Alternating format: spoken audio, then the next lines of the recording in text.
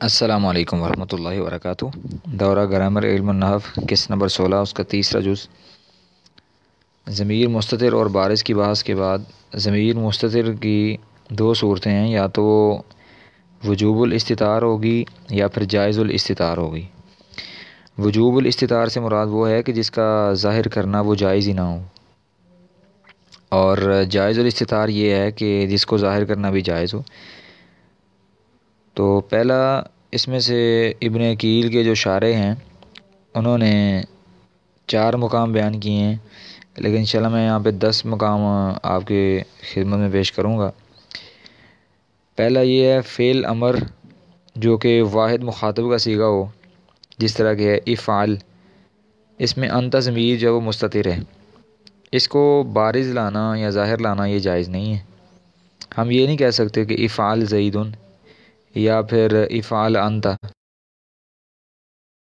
کہہ دیں۔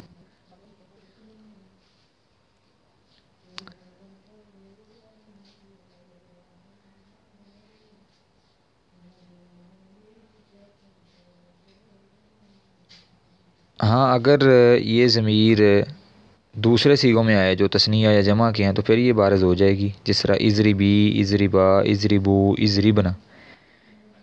اور دوسرا مقام یہ ہے کہ جب فعل مضارع جس کے شروع میں حمزہ ہو، جس طرح کہ اوافقو، تقدیر میں تھا کہ انا اوافقو، اگر ہم یہ کہیں کہ اوافقو انا تو پھر انا وہ تاکید کے لیے ہوگا ضمیر مستتر کی، یہ انا ضمیر نہیں ہوگا۔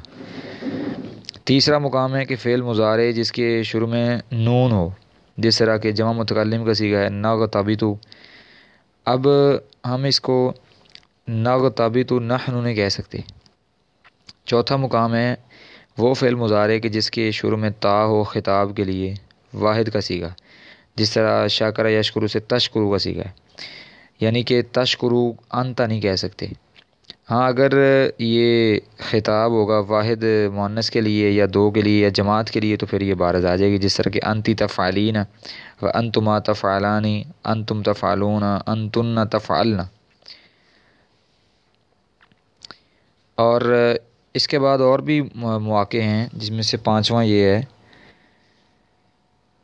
اس میں فعل امر جس طرح کہ صح و نزالی، یہ ایک تسہیل کتاب ہے، اس کے اندر اس کا ذکر آیا ہے۔ اور چھٹا ہے کہ اسم فعل مضارع جس طرح کہ اف و اوہ، اس کو ابو حیان رحمہ اللہ نے ذکر کیا ہے اس کے اندر۔ اور 7واں ہے فعل تعجب جس طرح ما احسن محمدن۔ اور 8واں ہے افعل التفضیل کا صیغہ جس طرح کہ محمد افضل من علی۔ اور 9واں ہے افعال الاستثناء جس طرح کہ قوم ما خلا علی، یا پھر ما عدا بکرن، یا پھر لا یکون محمدن۔ ابن ہشام رحمۃ اللہ علیہ نے اس کی توضیح کرتے ہوئے اس کو استثناء کے باب میں ذکر کیا ہے تسہیل سے۔ اور 10واں مقام ہے کہ وہ مصدر جو کہ فعل امر کا نائب ہو، جس طرح کہ اللہ تبارک و تعالیٰ کے کلام پاک میں بھی اس کی مثال موجود ہے۔ اللہ نے فرمایا کہ فضرب الرقاب۔ تو جو مرفوع، یہ 10 مقام ہو گئے۔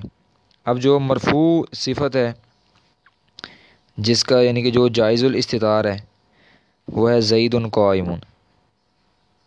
اب زید قائم ابوہ بھی کہہ دیتے ہیں، تو جب ہم زید قائم ابوہ کہیں گے تو پھر اس وقت یہ جائز الاستتار ہوگا۔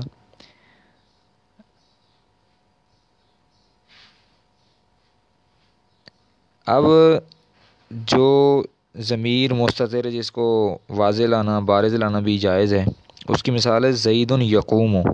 اصل میں تھا کہ زید یقوم ابوہ،